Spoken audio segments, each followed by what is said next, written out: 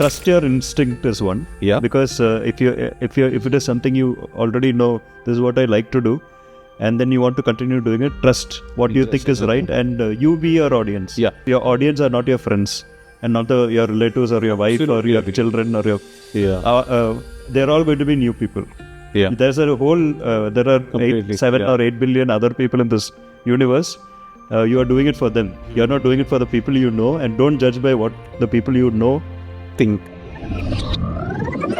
Hello and welcome to Your Heart's Content, a YouTube show where we're going to look at the aspects of content that really matter, the thought processes, the systems, and the inspiration. I'm your host, Deepak Gopalakrishnan, aka Chuck, And I'm Utsav. In this show, we are going to be speaking to some people who think deeply about the space of content. Creators, musicians, Folks in the business of content, all in a bid to try and understand this space of content a little better. and how you could benefit from it.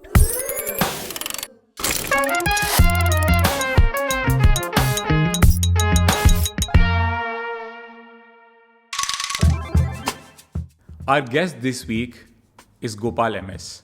Now, there's a good chance you've not heard Gopal's name, but you may have heard of his project, Mumbai Paused. Gopal has this amazing ability to find stillness in a city which is always running.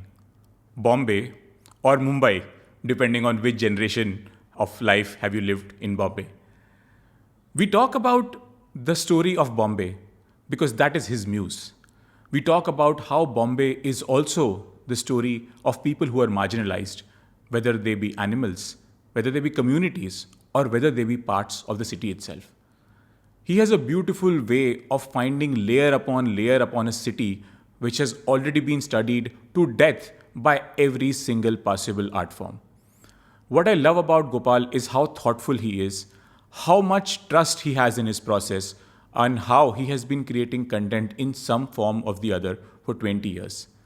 If you are someone who's been thinking of doing a content project with your full-time job, Gopal is the kind of person I would definitely recommend you should listen to. I enjoyed this thoughtful conversation and I hope you will too. Gopal, thank you so much for coming onto the show. I'm really happy that you're here because your work talks about a city where I've spent my formative 20s and almost a decade here. So I definitely have a lot to ask you. And because the kind of stuff you do has resonance in how I feel about the city itself. What I was thinking about when I was thinking that what do I want to talk to Gopal about was the idea of time and the idea of speed, right? You run Mumbai Paused. Now, Mumbai and Paused, first of all, don't go together, right? So there is more than wordplay here, right? There's more than wordplay. But tell me about your journey of being in Bombay. You are from Bangalore, right? And you moved here for work. But tell me about your journey of Bombay and the genesis of the entire idea of Mumbai Paused. How did that come about?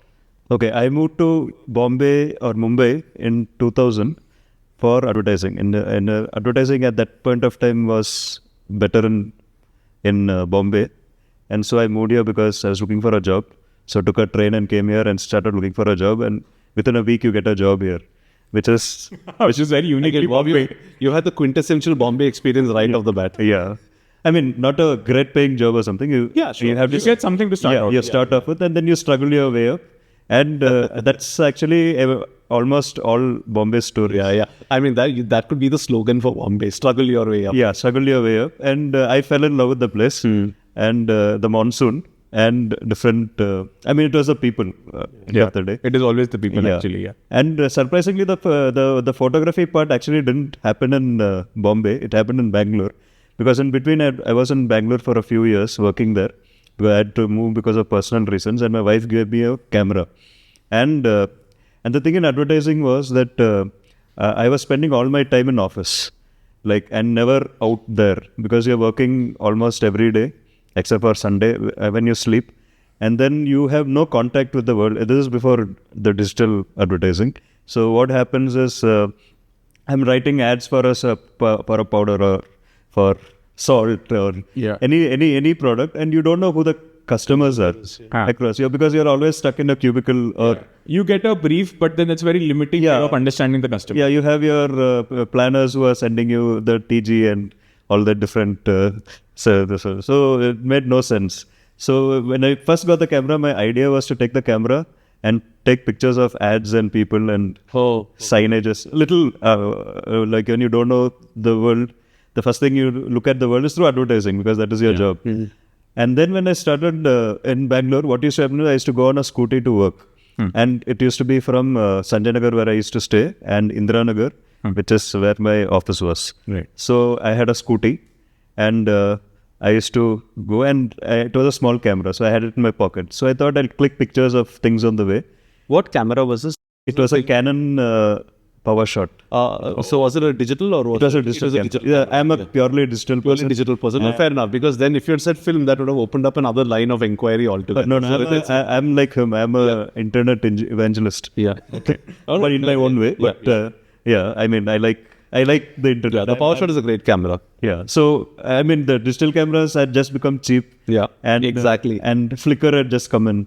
And, yeah, Flickr. and all those things. And I was also a blogger because I write. Yeah. So and it was also the great time for blogging. You had a That lot golden of era, and beautiful community. And 2005, 2010, blogs were really taking off. Really taking off. A little before that also, but yeah, but that was the peak. So I started a blog, and I got a killer name. So I started a blog, which was which main what cross, because roads in Bangalore are main roads. 4th cross, 5th main. Yes, Yeah. I know. Which main what cross? Which main what? Very nice name for Bangalore. Yeah. Yeah. So when I got the name, I immediately started a blog. Also because I had been shooting for a month and I realized that I had lots of images of the streets and less of ads. So, so it became, that's how the name came, and I started doing it, and it became quite popular with the blogging community and on Flickr where there's a community. And that started the photography learning journey because everybody was playing with cameras and you build a community online and you started doing it. And then in 2009, I got a job here in Bombay, in Ogilvy. And then when I moved here, I had to continue the habit. So I started Mumbai Paused. And the name came because Mumbai is always on the move and pictures freeze it. So hence the Paused. And then I started and never looked back. I'm still blogging. Yeah. As well as moving wherever attention is, which is Instagram, Substack. Whatever new platform comes, I'm always there and sharing the similar stories or as I evolve.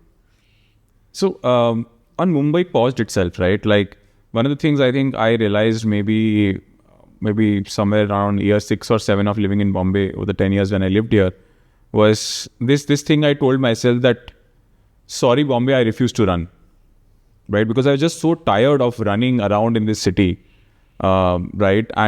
But at the same time, a lot of images of Bombay which also came out, right, were always trying to capture the city in motion itself. So even while there was a freeze frame of that motion, it was always a train, someone running, a hawker going about his day, right? It was still always about Bombay in motion and not Bombay Paused or Mumbai Paused as you call it, right?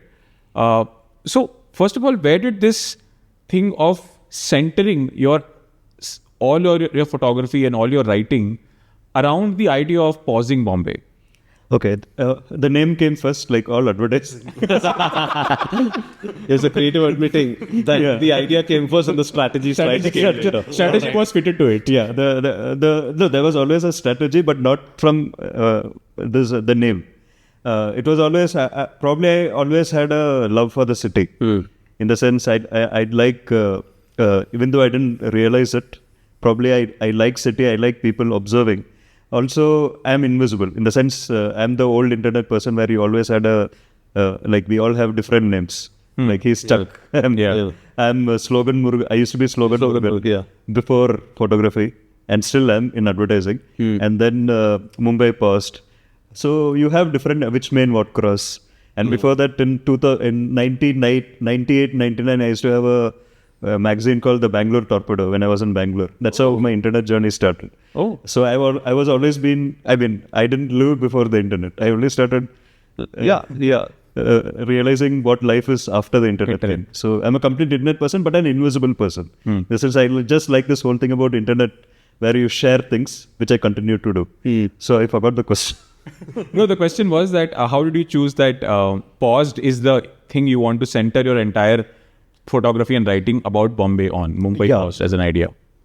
Yeah, so one, the city is on the move, which is actually quite, which means that the city, like all Indian cities now, including Bombay, it's always changing. Like if you step outside and take a picture, and it's changing every minute, and no two pictures are the same. So this whole thing of pausing was over there, and the slow part of it came because I think it was more to do with my walking and the nature of doing things and realizing that when you actually don't go with the rush and you pause or you go a little slow, there is a whole lot of life and which is actually bigger than this speed that is happening in the city. And there are lots of people like this friendliness of people and stuff like that is others might not notice it as slow, but it is a slow thing that holds the city together. It's one of the most beautiful parts of Bombay is the people. Yeah, it's the people, and there is everybody has two sides, and the slow part and then the fast part, and the fast part is usually about work. And the slow part is about life, which is why if you organize, like for example, if I'm a part of a book club where we meet on a weekend, nobody comes out because that's the slow day. In the sense, on a weekend after running, you're like recharging your batteries, and they'd rather spend it with the family and or doing other things, which is where I come in and shoot probably. But a majority of my pictures are still about the speed, in the sense you can't escape that. The speed of like the recent one with the dog and the train behind it, which you put, I think, was just so nicely. Like the dogs in our stations are treated so well compared to relatively from say 20 years back. It's not it's not like they were always like that. Mumbaikars were always like that, but now we treat animals better. That's what I feel. But so that's the genesis. And so it almost feels like the photography bit happened by a matter of circumstance in the form of your wife gifting you the camera and you choosing to document it, or did you always have a preference for photography as a medium to tell a story? No, it was only after the camera came that I started. But I also work in advertising, so I work with a lot of art directors. So the art directors, so we go on shoots, so writing films. So you get the thing about how to frame pictures, colors, the language of photography. It came taught by my art partners and people I worked with in ad agencies by observing and. So I think that helped, but it was never for photography. That was layouts and correct. And even if there was photography over there, it was with a commercial intent in mind, right? If you were given a camera, then you would be asked to take a photo for eventual training or use in an ad or something of that sort. Whereas over here, what you're doing with Mumbai Paused is really about everyday people, locations which may never. Are very unlikely to make their way to an ad campaign in that sense. Yeah, you can. It's also permissions and all those things. But now we're getting into the real challenge. No, but the thing with like if you're doing advertising photography, the photographer is important. Yeah. But there's a whole team behind that. You have the art director. Of course, it's their product. End of the day, it's not the photographer brings in a skill and it's very very focused. Whereas in mine, nothing is predictable. Like for example, I just got down from car station. I came by train. Outside Caste station at this time is a huge labor market, or every day. It's huge. It's one of the biggest markets, and with the rain, it's an amazing place where you can just sit and. In fact, I shot some 20 pictures. On the way here. So it's like amazing. So do you? Let's talk about this scene in particular, and hopefully by the time this episode airs, there will be a few photos from the shoot that we inadvertently facilitated. Do you find a scene interesting? Let me take a few pics over here. I will go back later and see which one of this is worthy of a story. Almost, let's face it, every post that you put out tells a story, even if there are no captions. I'll be very honest, I don't even read the captions at times because you can just make out a story from the photograph itself. Or do you actively seek a story in the market? Like, is there, like, even in this like crowded place, there is happiness, or there is a well-fed cat, or look at the diversity of colors that are over here. right? Do you seek the story out, or do you just, okay, taking advantage of digital photography, let me just take 20, 30, 100 photos and then look later and see which one has a story in that? No, I don't take random pictures and then analyze it. Sometimes it happens. You notice something later. Yeah. But it's usually You seek the story first in many ways. see the story first, and usually the story comes from the street. So the first step is, like, for example, because you can never predict what the city will give you at that place. So your story comes, and then, like, for example, now I saw the labor mandi. I noticed the labor mandi a long time back. So now whenever I see a labor mandi, I take pictures. Labor mandi is where the people meet outside at nakas or chowks, where that's how informal economy works. The contractors will come, pick up labor by the bulk, pay them for the day, and then the next day they're probably there again if it's not a week-long thing, and the cycle continues. Exactly. So similarly, it's a story that the street told me. And because I was in advertising, I had no idea about that till I saw it. Yeah. If I was in construction business, probably I would have known. Yeah. So the story comes in. Then the things you talked about, light, color, and all those things, that after a certain time it comes automatically. Sure. Like when you see good light, click a picture.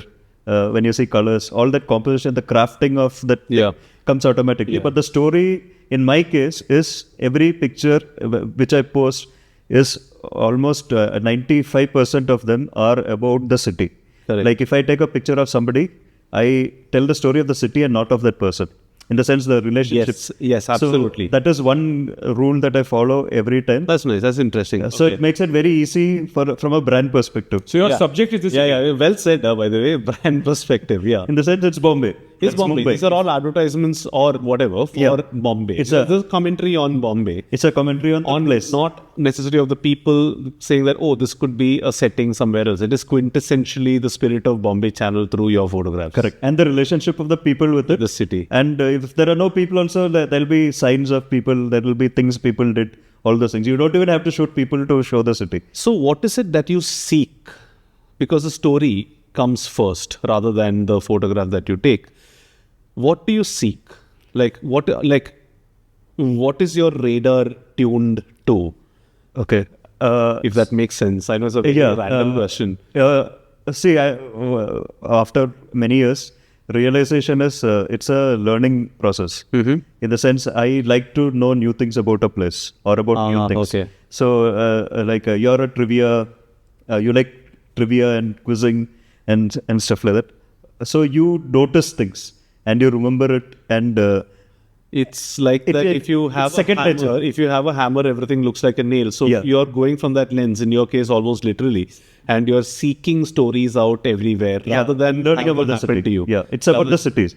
Understood. So I learned the city. Like I got an interesting fact that the car market has a good labor market, for example, outside this one. And the minute you start thinking about it, you see there's so much construction happening, and all the all the roads in Bandra are dug up. All the old buildings are being built up. So there's so much employment over here in this place. So I mean, if anybody is listening from UP, Bihar and wants to come and work here, car market is where you should land. Actually, with your skills, electrician, whatever you are, and you get a job. Like how I came here and got a job within a week, they'll get it in a day. You know what is amazing about what I really love about your project, apart from the stories it tells and all that, and with all due respect to what you do, this is something that anyone can do. In the sense, what you're not exactly trekking to some foothills of somewhere in order to capture some rare leopard or something like that. These are things that are all around you, and by extension, all around us.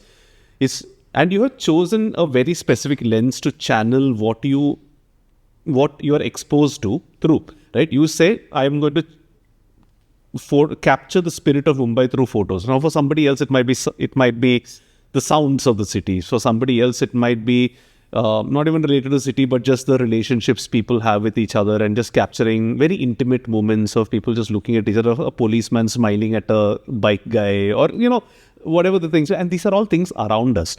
I feel that is extremely liberating for anyone who, say, might be listening or wants to start a project or is stuck, for example, especially with respect to something visual.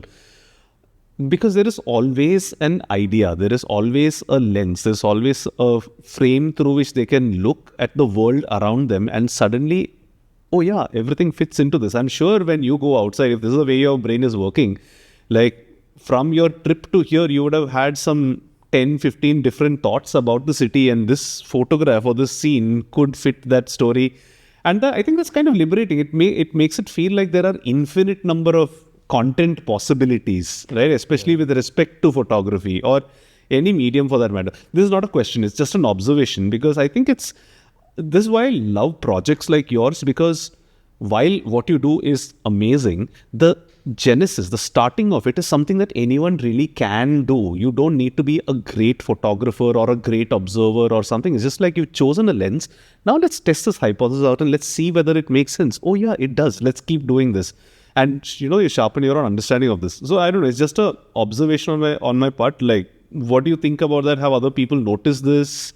So it all depends on one's interest. Like if you like, Yeah, it does. Yeah, correct. So one is interest. So all your whatever hobbies or even your profession comes from your interest. Like why would anybody become a copywriter? Because you had probably like you like to do a poster for your band, a friend who has a band, for example. Yeah. And then you realize that you can write posters and advertising slogans. You did some ad ads in college. Yeah. So you do that. So you find your interest, find your thing. And when sometimes with hobbies, what happens is it's you do different things and you settle on something. Like you do writing, and then you realize when you got a camera, you realize it's that. Some people will realize it's painting or stand-up comedy. It could be anything. So that is one part of the thing. The second part would be the process is actually it's hard work in the sense. Of course. We are all creatures of habit. So if your hobby is something that you can integrate into your daily habit, then it can, or you can best way to you can change your habit to that, so that because if I have to travel to different places to shoot pictures, it's raining today, I would not feel like going. It involves money. It involves a lot of things. So can you choose something that is in between, and which you can build a habit? Like I shoot every day. In the sense, because I built it into my process. Like for example, I use public transport because that allows me to take a train and walk from the station to different places. Like coming here, I came half an hour early, for example. Why? Because I came half an hour early to just check out the place. Oh, wow, okay. So I built that habit of looking for which. Like if you're a writer, then you'll tell, okay, I will write at this point of time, at this place. So I make it kind of easy for the process and the habit to develop over a long period of time, and you enjoy it too. Otherwise, you can't sustain the. I mean, you'll get bored of. Absolutely. I mean, I can still. I've been shooting for like over a decade. And I'm not bored. In the sense, I can still do it. That's very, very beautiful, because one of the things we talk about in 6% Club is, for every creator to have a process of some form or the other, right? For example, when I run my travel podcast, and I am not traveling all around the year for sure, because I have a full-time job I hold, but I have made sure that I read every day. That's just a part of my habit and my process. And through that reading and exploration of history and culture, some stories emerge, some of them which will make it to the podcast. And the beauty of this entire process is that the more you build this process and open yourself into everyday exploration, the more and more layers you start uncovering. And what I really like about your work is it's not just slice of life, right? It actually goes, several layers deeper. So one of the things, which I was even telling you before we started the conversation, was that there is a voice of the marginalized of the city in your work. Like your for example, the dogs of, right, they are in many ways marginalized. They're treated better, which is great. But there's still a very marginalized set of, creatures who live in this city. The fact that you talk about caste in a city like Bombay, right? Because so many urban elite Indians believe that there is no caste in urban India. And I mean, that is horribly wrong as an idea. Or casteism. That's very much operative, right? Talk to me about, were these lenses for you always there, or did these evolve over time, saying that, oh, I'm now observing a lot of these things and somehow they are now connecting, and the common thread is the voice of the marginalized? No, I don't. It is not intentional. It is all learning. Like I said earlier, it's like the street throws up the stories. So I was also, I come from advertising, which is actually completely Savarna. Absolutely. It's upper caste as it can be. You have the Pandays and the Joshis and all the top guys are all. It's a very It's a capitalist It's a business. privileged. It's a very privileged man's business. privilege. Yeah, and as a friend of mine who works in advertising recently put it, we work to make rich people richer. Yeah. And we reconcile ourselves with that while... Because it also makes us richer. Yeah, it also makes us richer. And honestly, and I think that was at the point where we realized, listen, we are not going to be activists. We do what we can, donate to who we can, support who we can, but this is what we do. But 100%. Sorry, back to your point. It's actually a boys' club. And it is a boys' club. Yes. There are no women there. Either the women who are there have to behave like men. Yeah. And the work, I mean, that's a different topic. It's a different topic, but it's a pertinent one to what you are saying because it kind of translates into the city as a whole also. Correct. So similarly, the city throws up. Like for example, when it comes to, I'll stick to Dalits for example. Yeah. So Mumbai is the capital of cultural the main place for Dalit activism. Yes. Yeah. Okay, and I mean, because there are people here on the grassroots since ages who have been working, starting from over 100 years, 120 years or more, who have been working on it. But it is never in the mainstream. But it's all over the streets, and especially so in the last 10, 20 years. At least on the streets, because the more education, so the willingness to talk about it, then using the color blue, which we talked about, in the sense how people use different colors to express their, like every ideology has its own color and stuff like that. Yeah. So you have, and books, then you have the two events that happen on December 6th and April 14th where people come from all over India to Bombay. Yeah. It happens in Nagpur, but the Bombay one is bigger. Chaitya Bhumi, which Chaitya Bhumi and Shivaji Park, where people come and it's a mela. And it's no different from a Kumbh Mela, except that here there are more books and and other, stories being told, which also happens in the Kumbh, stories being told. But here it's a different level. Less devotion, but though it is getting a little more Devotion of another kind. that is also creeping in. Yeah. But so these are things from the side. I don't even have to tell anything from my point of view, like you said. right. I don't need a caption. I just need to tell the story, and I'm not actually the right person to tell the story. It should be the marginalized who tell the story, which the internet allows. In the sense, like for example, TikTok was so good because people from everywhere were telling stories. And before it got too popular, it got banned. In the sense, it was popular, but that was real people telling real stories, marginalized people telling their own stories. So I can do it on the side, but I will never be able to tell the marginalized stories. Yeah. Because I'm still looking through a lens. Being invisible helps because I mean my name is not there. Yeah. So it almost says like the city is talking. Yeah. But that is probably not the truth. The truth is that. I mean, like internet is there, the data is there. I think it's time more people tell stories. And whoever you are, like for example, you're I keep telling people in my who work with me, tell your story. No, I mean, why should I tell your story? They say if they ask me to take a picture of something, you can tell that story, and might be not through photographs, but through writing or through painting, whatever is your medium. So the marginalization comes from the city because that is the majority of the city. Actually, the rich are fewer. Of course, which is always the case. Yeah, and there is and that's what makes the city vibrant. Yeah, and one of my one of the most defining memories for me in Bombay is I used to do the Kurla Dadar train stretch, and coming out on Dadar station and seeing shit being smeared all across the station.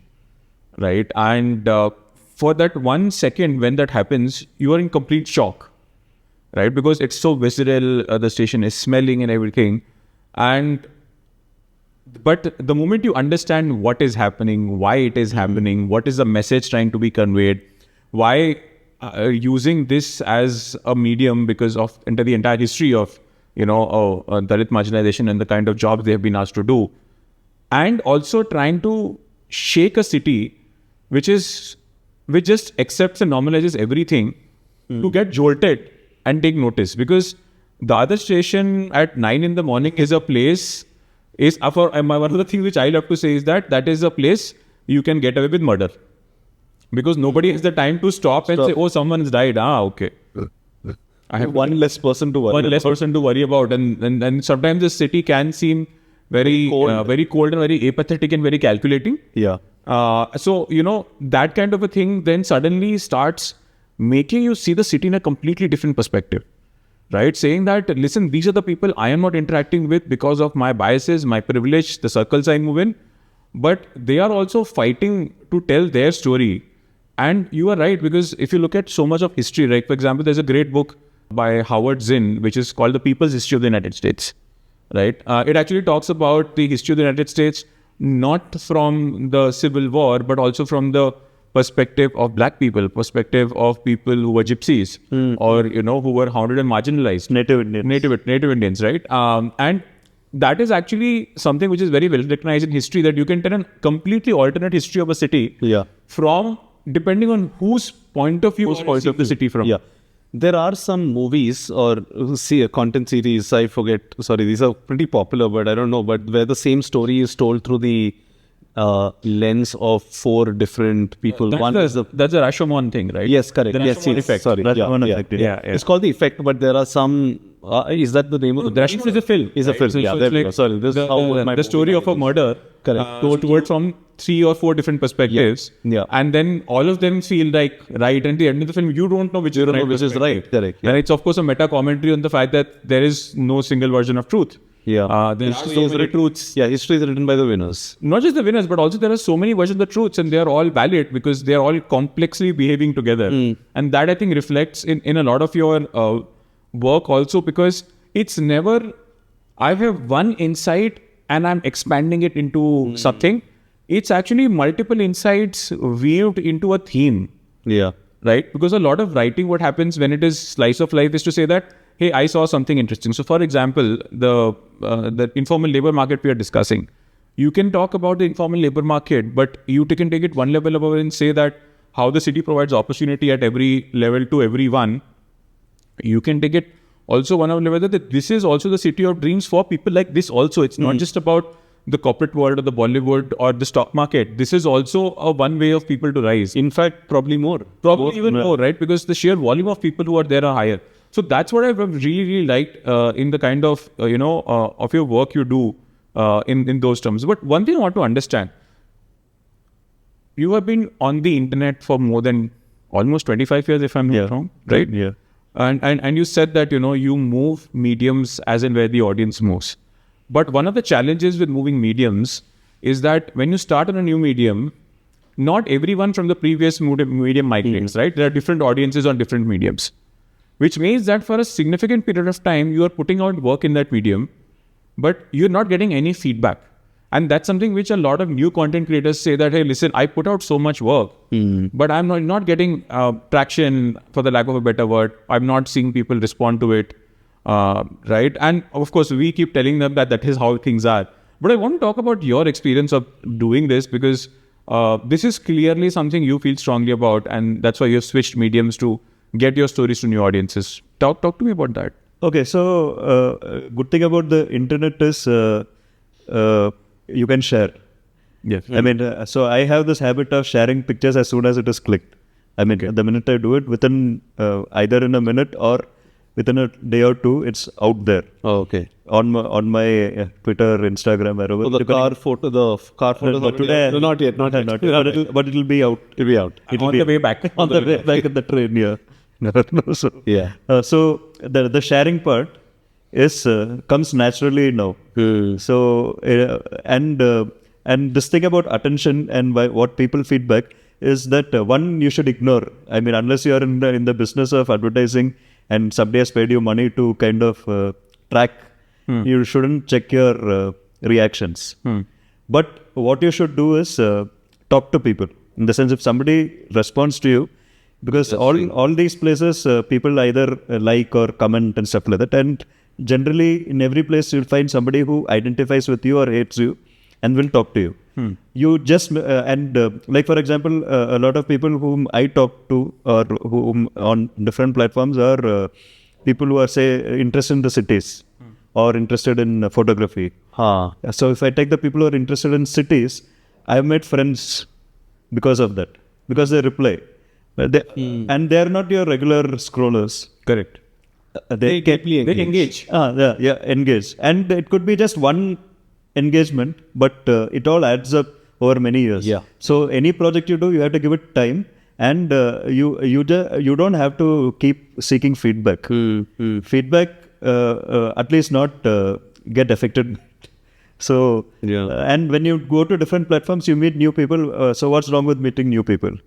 Yeah. Because other people also move on. Like people who like my work earlier, they might follow me, but they will not interact with me as much as that, because usually you have this thing on internet. You meet a person, then you're great friends for a few days, and then it slowly tapers off. You make new friends, you keep moving on. That's the nature of human relationships, other than your family and a few close friends. So it's the same way this works too.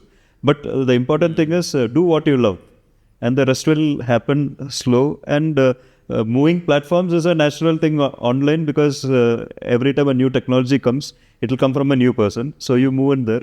Like for example, Substack was a conscious decision to do, because I started off as a blogger and I continued to blog. And when I saw something where bloggers are getting a lot of interaction and attention, naturally I started there. And it also allowed me to write a bit, because earlier I was not writing.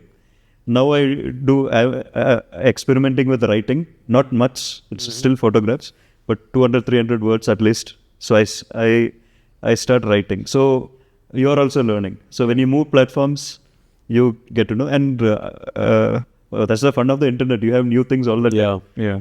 So if Facebook, I think he turned to break things or something. He had some famous statement. Zuckerberg had. Move fast, break things. So even you move fast and break Facebook. So when you, right now, you have a very, you have these theories about Bombay, etc., because of the fact that you've been around shooting for so long, seen so much of the city, etc. Have these, I want to call them theories or hypothesis, got refined over time? In the sense, for example, anyone who's coming to the city for the first time has perspectives of the city, right? From pop culture, from friends, etc. Yeah, it's crowded, is this, is that, people are warm, this thing, that thing, all that happens. And maybe those are the lenses with which you see the city for the first time. But as you live, as you experience, as you sit down, reflect, think a little more, these things start getting more sharpened. For example, you said something beautiful, is that there are two sides to every person. There's a fast side and the slow side. I never thought about that way, despite staying in the city for 15 years. And dude, that's exactly right. So what I'm asking is, do your observations also start getting sharper over time, or does it stay constant in the sense that you came in expecting it to be fast? Yes, it is there. And now I'm just telling different stories around that same theme, or have for lack of a better term, hypothesis, have they also got more refined, sharp over time? Yeah, I don't know about sharp, but or different. It keeps evolving. It keeps changing, because the city is changing and I am changing. So first of all, the theories, whatever theory you do, you'll learn something new, which will which will disprove the earlier one, or it will change it a bit. So everything, you can't believe in any of the theories. Yes, I mean, you can believe it for a while and you can use it, but then you learn something new and you realize that that's changed. And it's usually in a beautiful way. What's one example then of a belief that you held when you came into the city that got drastically changed over time, or one that very pleasantly surprised you going the other way? The first obvious one is the speed thing. Yeah. In the sense, this whole thing is, even I have slowed down in my life, the work and everything, which happened to me, which I never ever expected. In the sense, and then I realized that there are so many other people like that who are also slowing down. You can actually slow down even in this city. You can really slow down. A lot of people do that. Except that what happens is, like in advertising, for example, it can affect your career. I mean, or your business. Sure. And all those things. If you do something like slowing down, or if you try to look at the other side, it is not the profitable way to do it. You can, of course, there are certain things you can Choices you can but generally, because all like you said, it's a boys' club. Or most things are clubs like that, in which you have to be part and parcel of that game, without which you can. Yeah, but that's the downside of it. The flip side of it is you can be happier, because you're not constantly comparing with others and stuff like that, which is, I think, it's into the self-help area. Yeah. but the slow and fast thing about the city. Yeah. Like, for example, I'll give you a good example of the people who go slow. Yeah. Is like I love shooting fishing villages of Bombay, and they like you have two clocks. I mean, in the earlier days, which is the railway clock, according to which we all work. Right. Where, like, you have the 8:03 train to catch and all those things, and then you have the tides, which the fishermen follow. Yes. And the fishermen live a completely different. Right in the heart of the city, you will see them going out into the sea and coming back and all those things. What a beautiful comparison. So there are two clocks, and then you have the car clock, where people are late, which came in after 2000s. Yeah. I mean, which came. I'm 5 minutes away. Yeah, I'm 5 minutes away and all that, which is when the culture shift happened from trains to or public transport to cars, and then so you have 3 clocks now. But this thing about the slow world is that not that the fishermen are not timid, because their livelihood depends on people buying fish, and then there are rush periods like early in the morning. Correct. They work at odd timings, but it's Dictated by the tide. it's dictated by a lot by the tides and other seasons and weather and stuff like that, because that is more important to them. The city is secondary. So this is probably my learning. No, that is like utterly fascinating. And since you used the word slow a couple of times and fishermen, it might be a nice time to just segue maybe for a little while to talk about Go Hallu Hallu. So how did the one tell folks what it's about, and how the whole genesis of that came about, and whether and the reason I ask you now is because you talk so much about slowing down. Was this sort of like a way to express that even in the city of frenetic pace, there is space for you and me to slow down and observe? Okay, so it started, first of all, Hallu Hallu is slowly, Aista Aista in Marathi and Deccani actually. Yeah. And I have a photographer friend, Aslam, with whom I go around shooting a lot. And we are good friends. We explore the city all the time together. This was sometime in 2018, and before the pandemic, that we thought, okay, let's do walks, because it was one of the things people are doing, and we'll do walks on weekends and show the places that we go to, because Aslam used to work with the tribal community and or shoot a lot of stories inside Sanjay Gandhi National Park. Okay. It was a very utterly fascinating place. So Hallu Hallu was born there. Oh, okay. In that place, there is this beautiful artist called Dinesh Bharat in his house. So he does Warli painting. He's one of the best painters in town. In fact, there's a great exhibition just going on or finished in Chhatrapati Shivaji Museum in town. So it started from there, and we thought we'll take people around on weekends, and just for a nominal this one. I mean, you can't make money out of it, so it's just this one part time. So we started with that, and we thought we will do that walk. So I did a walk, Aslam did walks over there, and then we realized how little we knew about the city. Wow. And because you have to talk about the city. So then Aslam is a great people person, and he got people like Dinesh Bharat, and there's a Minaz Ansari who knows Bandra very well. She's an urban planner. So we got experts, we got fishermen or people from the fishing community. Different communities who are not the typical Mumbai thing, and then they lead the walks. Right. And so The trumpet I don't do any walks anymore. The trumpet player from Bandra. Trumpet player, Joe, the jazz player. Then there is several like that. There were several, and they're so beautifully varied in theme. There's the Warsaw walk with Kohli. With food. With food, yes. Yeah, the food is the with best food. part. Yeah, the food. I mean, I thought the experience and all that, but the food was, yes, of course, it was great. Yeah, that was nice. The national park, the Daisar walk. Daisar. That's the Daisar river walk. It's actually a river walk. More than a tribal walk is a river walk, but it's also about Warli culture. It's all about Warli culture, and and that's exactly what I want to say. It's not just about a walk in nature or chalo, let's see the city, nice sights, etc. But there are stories kind of weaved into the narrative. Like, for example, what I took out of the entire walk, actually, till you said it, it should have been the highlight. But for me, the food was not, I forgot about the food completely. Because what I remember from there was everything else that you said, how the Koli people lead a different time zone, as it were, than the rest of us, how their festivals are completely different, how their way of navigating and living in the city is very different from the rest of us. So to me, that was what really stood out. Like, in this crazy city, there is this entire different, almost subculture happening, which the rest of us are just completely unaware of. And it made me think, how many more like this exist? Right? Lots more, which we don't know, and they don't know. I mean, we can probably put ourselves in a bubble and say, look at us advertising people who work in this way, who come to office at 12 and leave at 3 in the morning, whatever.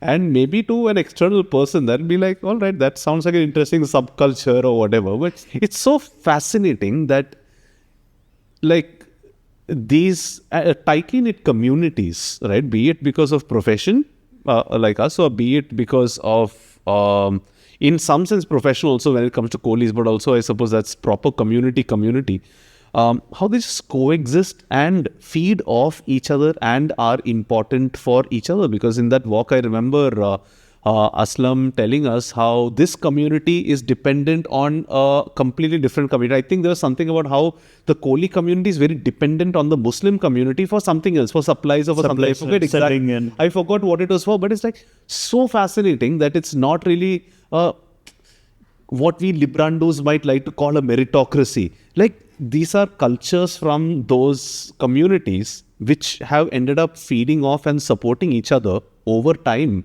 since independence to today and well into the future, despite what crap is happening in the newspapers and what mudslinging is happening in parliament. This is India in many ways. This country is happening in Mumbai. Yeah. And I want to extrapolate to Mumbai, to India, because this is probably how the rest of the country also operates. This is how probably a friend and I were discussing just a couple of days back when we were talking about the nonsense that's happening in the US politics. He's like, that is what's happening on top. At the local level, this does not matter all that much. Your local councillor, that is true politics. And it makes me think that, I mean, I might be foolish and naive when I say this, but it makes me feel like this is the real India. You have different communities supporting each other not because of a sense of, oh, it is a nice hashtag thing to do, but because we need to. My food depends on you getting that fish over there. And I think the thing over there, he said, was this community, I think the Muslim community, they don't even eat fish, but their supplies help them, and because of which they make money and they go and eat their own food. So I thought that entire construct was just so fascinating for me, because I thought till then, okay, it's a profession. They'll go, they'll get fish, whatever. But I didn't realize that this is so ingrained. So to me, that's what really stood out. And that's what I love about those slowed down walks, where you're not just seeing, sure, if somebody wants to see nature, they get that. But for me, it's really about the stories. And I'm sure that, that came out in the Isar River walk as well. Sorry, that was a long observation. Both of us are photographers. Aslam is also a photographer. Yes. I'm also a photographer. It started with walking the streets with a camera and looking. And we wanted to, in a way, show the other people, the people who work in offices and do not have the time to go out, at least on weekends, can go and explore places. I mean, it became a bridge, because most of the people who come work really tough jobs, and then they realize it's kind of, and you're meeting people and making friends. Correct. Yeah. And then you get to know all those things. So I think that building up bridges between people is something that is quite important and can be done by just walking the streets or picking up a hobby. Might be doing something. It can be anything. You meet more people. So that is, and people who are not like you. Like why always go to the I mean, Bangalore used to be Picos, where all the ad people used to go and drink after work. Wow, you're bringing back some memories there. No, I think the other thing also with these walks, and this is I realize how Savarna this comment might sound, but it's just like you're entering another world and realizing that these are just people like you only. They have the same kind of motivational desires, etc., etc. They're living their own life, doing their own kind of thing. It's almost like these walks give you the permission almost to enter another world, which you might be scared to otherwise, because whatever, you have your own prejudices, or you might be scared, or like they always say, don't go into that gully, it's sidey. Like, this almost becomes an excuse to go into that and just observe for a little bit about how these people just live their lives. You peek into a house, you see, oh, this is exactly the same as how, we live our lives. And it's extremely heartwarming in some ways. And of course, it just teaches you a lot as to how it is so different, yet at the same time, we're talking about the backside of Warsaw here. Everybody, people like us, as they say, are very familiar with what happens on the main road of Warsaw.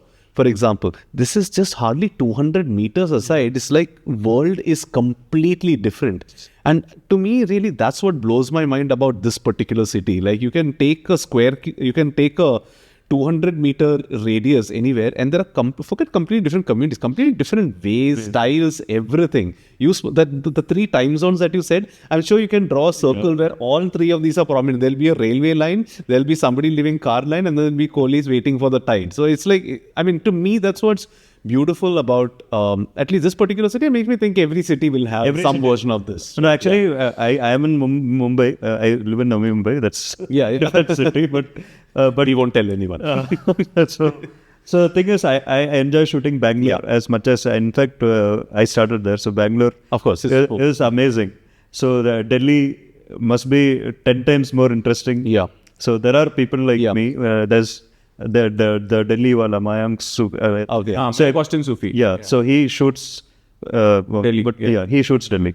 So, but I wish there were more people who concentrate on different cities. Then we get to know a lot more. What are those stories? What are those layers for each city? Yeah, each city. Almost. And what are the common things? Yeah. What are the common things? What are the different things? For example, if you talk about Hyderabad, right, the fact that people confuse Dakhni with Urdu, right, is a big theme amongst Hyderabadis, saying that Dakhni came before Urdu, first of all, right, and it's a fairly distinct language from Urdu, and the fact is that because of some sort of standardization of how we think about the country itself, you start equating Hyderabadi Hindi, but it's actually Dakhni, and it's a language of its own. There has been a literature of its own, and there have been people who have done work in that language. And it brings me back to this concept in anthropology called imagined communities, right? So this is Benedict Anderson, and he talks about the idea that any community you identify with, right, you are never really going to meet everyone in that community. So as an Indian, you are never going to meet every Indian, right? It's impossible, right? But even as a Mumbaiker, you are never going to meet every Mumbaiker. But what I feel the kind of work you are doing does, it expands my understanding of who a Mumbaiker is, right? Because someone who works in advertising 100% versus someone who is a fisherman versus a tribal who lives in Sanjay Gandhi National Park are all part of Mumbai. But your project suddenly expands my consciousness to say that, listen, this is the part of Mumbai I have been missing. Yeah. How do you average these three out? You cannot average these, and you shouldn't average it out, because the idea of the average is the idea of reductionism, right? An average reduces everything to a single point where and Bombay is a great example because the amount of heterogeneity you see in this city, right, in every aspect is huge.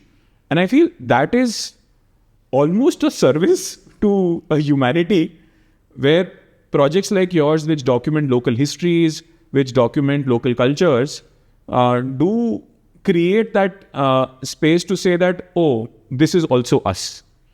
Yeah.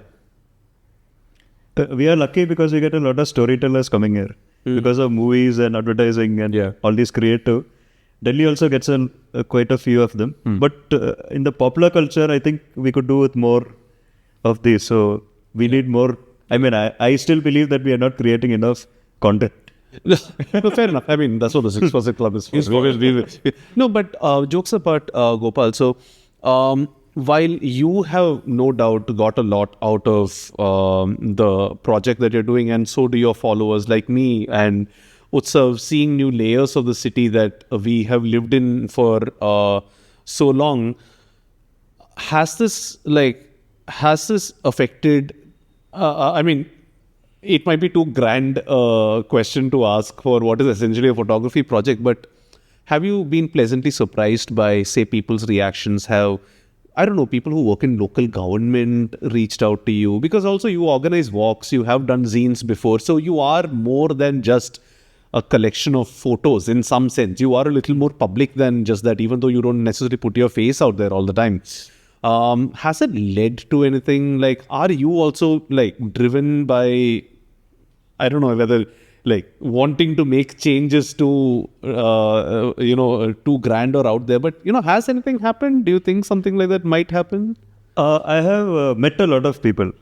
You've met a lot of people, sure, who are subjects of that is the big thing for you, yes. Yeah. So thanks to this, I got I took a year off. I wanted to quit advertising in between, and I wanted to do photojournalism. Okay. This was in 2011. Okay. So for a year, I did photojournalism. It was one of the best year that I had. Oh, wow. Shooting a lot of images, but but the sad part was that I realized where photojournalism was going from a profession point of view. So which is why I had to come back to advertising. Yeah. So that was a real, because of which I met a lot of interesting people, because you meet a lot of journalists and you meet a lot of people in your photograph who became people and stuff like that. Right. So that was a great, again, it comes to people. It was great learning. And as far as making changes or something, photography can only inform. It can only inform, It can't do more than that. And I mean, it can be used well, or it can, in a good way, or it can be used in a bad way. So photography, I think, is just... the internet is a giant encyclopedia. Yeah. So you are just adding more dots to the resource as it were. I think I should have I think I'd phrased my question very badly. Like, how far has your work traveled is maybe another way of asking.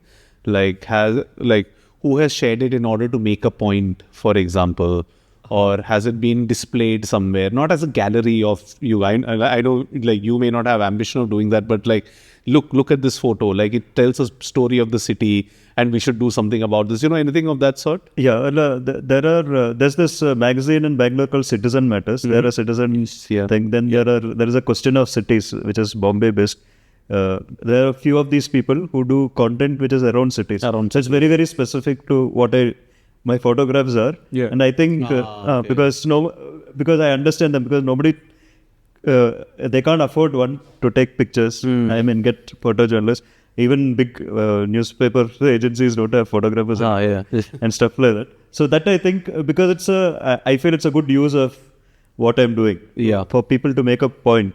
And then it's the little drops that count, in the sense if you found it interesting, and if you're an influencer, it changed your mind a bit, pushed your mind a bit, at least to question things. Yeah. Then I think my job is done. But the usefulness, I think it's people. Then there are people who work in architecture and stuff like that, or urban planning, who have used my pictures. So it's there. Nobody famous that I can name, but Sure. No, that's interesting. And there's also it has been on book covers. I have 2-3 book covers which I have showed. But they're all academic, all Oxford University Press and stuff like that. But yeah, that has its own. It's a prestige thing, I suppose. Yeah, but I get where you're coming from. Like, it's only an Oxford book thing. It's not like nobody is going to see. Yeah. In the sense, that's the thing. Right? It's high on prestige, low on whatever mass distribution, mass impact, whatever. But I guess. But it's good to have a picture as a book cover. So yeah. I mean, the reason I asked that also is I think this is a very, it's difficult, I suppose, to build up a distinct style without using words in many ways, right? It's like each photo that you give speaks volumes. They say, the cliche, picture 1,000 words, that sort of thing. And it's easy to say, okay, I believe in this thing and I'm going to write words about it. Not easy in the sense, of course, there's still craft and all that. But to do that with photographs, because you can always fall into the trap of, here is a beautiful picture, let me put it up, which is the easiest way to photograph or whatever. If I'm a photographer, I follow many people for that. I follow many great global photographers, like say Jordan Hammond, because he just takes great photos, and sometimes that's all I want to see. But then there are some photographers who I follow, which there are stories behind this. You need to sit and like I bought one of the last things I did before I left Mumbai was went to Bombay Canteen, and over there on the table I saw a coffee table book of Sunil Sippy's black and white photographs of Mumbai, and I like fell in love with this over there. And Bombay is one of those cities, right? Like you either love it or hate it when you are in the city, but when you leave, you definitely love the city. So suddenly I felt this wave of nostalgia, not nostalgia, like damn, I've been living here for 15 years. How much of the city have I actually explored? This is around the time I went for the Warsaw walk, and like this is right in my backyard. I haven't explored this. All that sort of feeling rushing through my head. And absolutely fell in love with those photographs where like I was just sitting and staring at each of them for a good 5-10 minutes trying to construct my own stories, what this cobbler is feeling and like the work that he's doing over here. Probably he has a family of his own to feed and there are other things happening over there. And how many times have I passed through cobblers without giving them a second thought at the other station or something? And there are 25 million parallel stories as important as yours happening in the city at any point of time, and sometimes a realization of all this. And I think it's also about the sheer volume in many ways. Maybe I wouldn't have this quote unquote smaller city like Bangalore that has only 15 million people in it or something. No? I got your offense at that. But continue. No, but like, you know what I mean? I think this may be something for all Indians. It's like, there are just so many different, they are not NC, what's the term that they use in gaming these days? They're not non-playing characters. They're not NPCs. These are all like real people with their own kind of stories in their own head, their own theories of you who is passing by without giving them a second thought. So, that's what I like about your kind of photography, right? It tells these stories. And the broad point that I'm trying to make again, that I go rambling again, is you're somehow distinct. You have an editorial style is what I'm saying. I don't know whether it's been built consciously or unconsciously, but I just wanted to comment that I feel like there is a certain editorial style that you've built up over a period of time, and that must be so difficult to do without words. Yeah, but photographers find their voice. But that comes after trial experiments. Like usually whatever you do, you experiment a lot until you find that voice, and then the voice also keeps changing and evolving over time, because otherwise you'll become boring. So you have to keep this finding voice. Let's talk about that a little bit, because actually, thank you. I could have saved our poor listeners 2 minutes with that ramble and just gone to speaking about finding your voice. As a creative person who's just kind of starting out, it's very unlikely that they have they may have an idea of what makes them unique, but they probably don't have a style or voice just yet, right?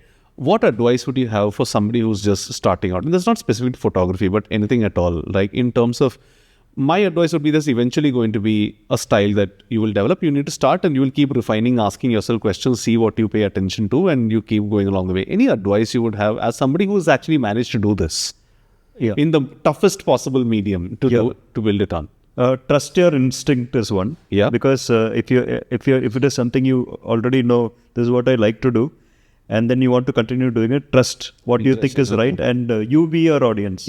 Even if the algorithm and your audience don't care. Because algorithm is not dictated by people's taste. It's profits or whatever. It's not dictated by taste, it's dictated by views, profits. Which is not in your control. So what is in your control is doing something that will please you.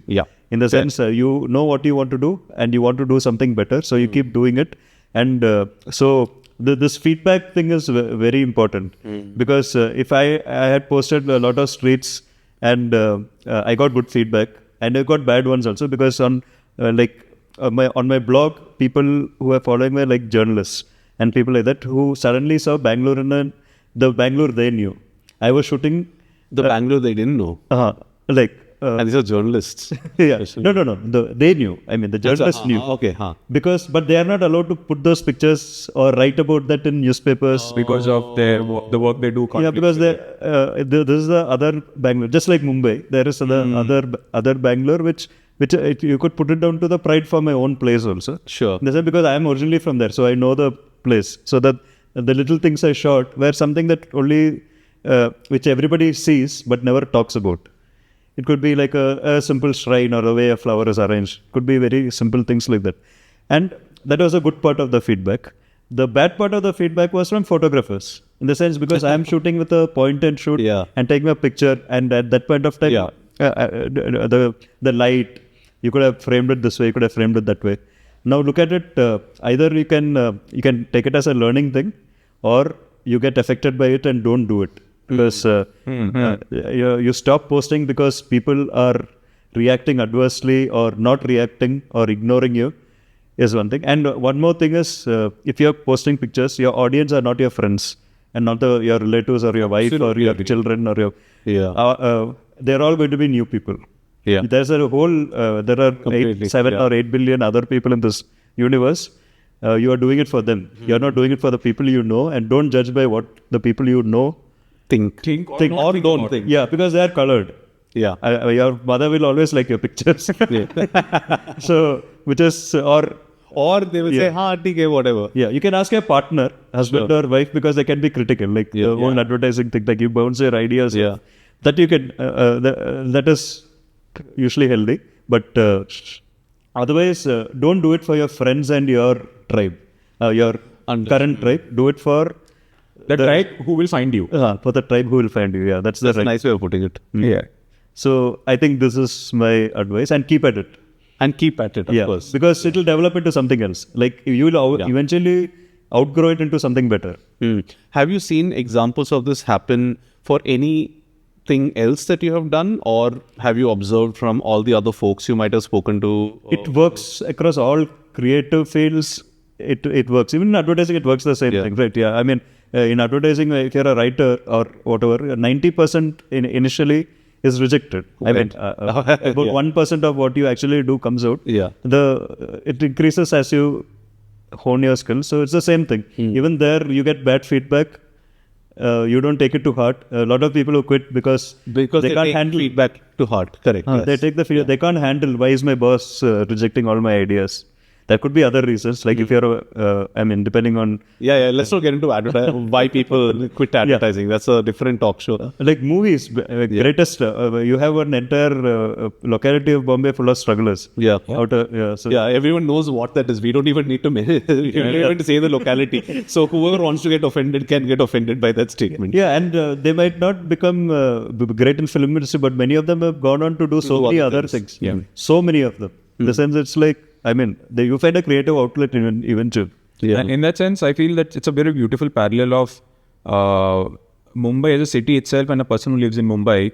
That the same way you don't know what Mumbai will throw at you tomorrow, the same way you don't know what your creative project will lead to. Right? It will, of course, make you evolve as a person. It will evolve your craft, and maybe it will open opportunities which you will not even see starting out. Because they probably either opportunities did not exist, or in your head, you just thought, these are inaccessible. Like, I could never, do this. But then, suddenly, the journey of you and your work gets you there. You spoke, before we were recording, Gopal, you spoke about people who had reached out to you, seeking advice, feedback, etc., because you run a successful content project and they had mismatched expectations, etc. Could you talk us through that entire thing that happened? Okay, so I get a lot of people ask me, like usually many of them have some interest. Like it could be, they like research about tribals, or they like exploring tribals or something. And then they come to me and ask me, how do I go about creating content? Or it could be an urban planner who wants to... okay. To content for profession rather than... Content for profession, because they want to build... Because everything now depends on your personal branding. Because it looks good on your CV. So it will be related to work, but it's a creative project that will help you. Yeah, it's brand building. It's personal brand building. Brand building is one of the reasons a lot of people come to me for that. And then what I realize is with people is, one, they get bogged down by feedback. In the sense they post it, and then the boss will see that they're doing something on the side, and then they pass a snide remark, or people they know tell something that is not that is not good enough. Which will put or worst case, they don't get feedback at all. No, ignoring is the worst, right? which is actually the maximum. And you shouldn't worry about no feedback. In fact, I would say the no feedback phase is a great phase because it's your learning and making mistakes phase. Mistakes, yeah. Right? And so you can make all your mistakes when no one is looking. Right? And like Ali Abdal, who's one of the largest creators on YouTube, he talks about that the first 50 pieces you make is for yourself and the next 50 you make is for the world to really see. Correct. One, it is the process of discovery that the world will discover you, but it's also the process of honing your craft of whatever you are trying to do. And the other thing is people who start and then don't proceed is the process. In the sense, one, either you put put their expectations too high, and the mistake almost everybody makes or who drop out make is comparing it with people who have already done a lot of things. You can't become a Gulzar, overnight. In the sense, you can't expect. You think it's great, but you can't. I mean, it's years of 20 years to overnight. 20 years. Again, these are some common themes that have been there through all the interviews that we've been doing so far on the show. No, 100%, absolutely right. And I think, I mean, to a large extent, of course, social media is to blame because I'm sure, like, 10, 15 years back, there was this kind of appreciation that anyone who is big, say on stage, on screen, etc., it takes time to get there. Like Sachin, sure, he became a overnight success, but the lay cricket fan knew that, he probably played somewhere, some city, something, somebody coached him. He probably played since the age of 4 or 5, whatever, before he started at the grand old age of 16 playing in Pakistan. And maybe because on social media, suddenly somebody who's a nobody is getting 4 or 5 million views overnight, and sometimes actually overnight. They think that, maybe if I pick up a guitar, then this might be me 3 days later. And hey, what do you know? You don't even necessarily need talent. What you need is a interesting idea, and the guitar can just be a prop. So maybe this has just shifted the landscape, the digital landscape, the media landscape, whatever. Maybe it's just shifted a perspective in terms of what is possible and has distorted kind of like the enjoyment of the process in some ways, right? Because if you are seeking fame, then the means don't matter, right? Whether it's standing with a guitar, whether it's like photography, whether it's something else. So maybe it's something like that. It's just, it ultimately comes back to, again, how the internet has changed our lives and our expectations. If you're young and you feel that way, it's fine. Because it's fine. Sure. Everybody wanted to be a rock star or a cricketer or whatever. Sure. Yeah. But after a certain age, it is hard work. Yeah. So the constant thing about my thing is it's been the internet. Yeah. In the sense the sharing and this one. So which I already spoke about actually. But I think it connects people. Yeah. In the sense a lot of things that you see in the world today is because of the internet, the polarization, all those things. It's a natural thing that happens when you have a technology like this, that where everybody is connected, and then you have fears, and then I would like people to be a little more positive, and which is what I do online, which is sharing images and putting it out there and talking about normal things.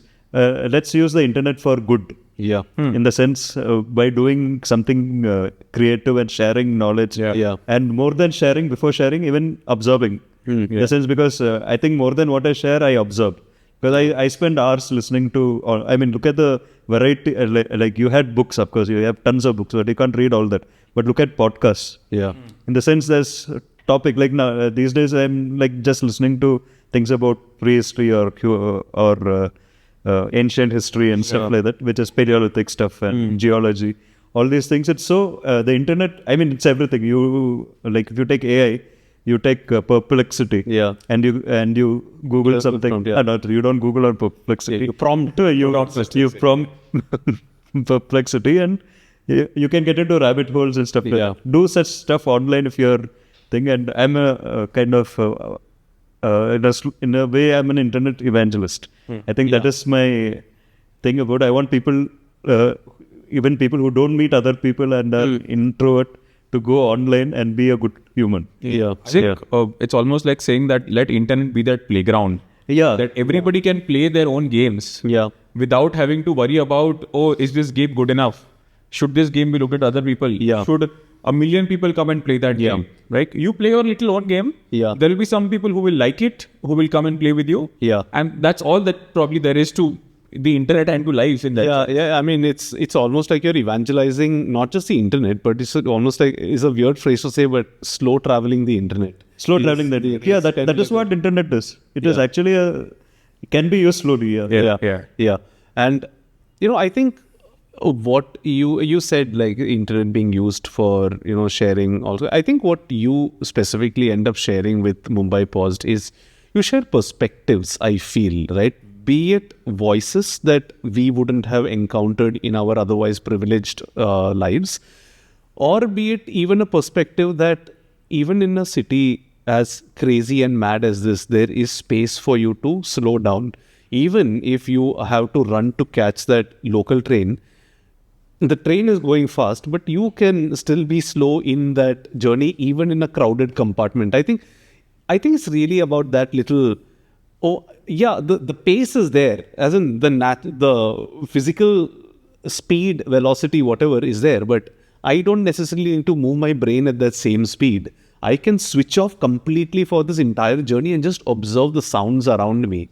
And maybe that's one way of thinking about it. So to me, Mumbai Paused has always been about a different perspective, if I may. So yeah, that's that's just a final observation from my side. I have always told you, I love the work that you do. It is such a different kind of photography account. This is such a different kind of account. And I just look forward to your stories, or rather your pictures and the stories that I glean and derive out of them. So yeah, thank you for one, what you do, and two, for coming on to our little show and sharing your advice, sharing your experiences, perspectives with us. So thank you again, Gopal. Thank you so much. Hope more 6% rise. Yep. Oh, yes. Thank you so much. Thank you.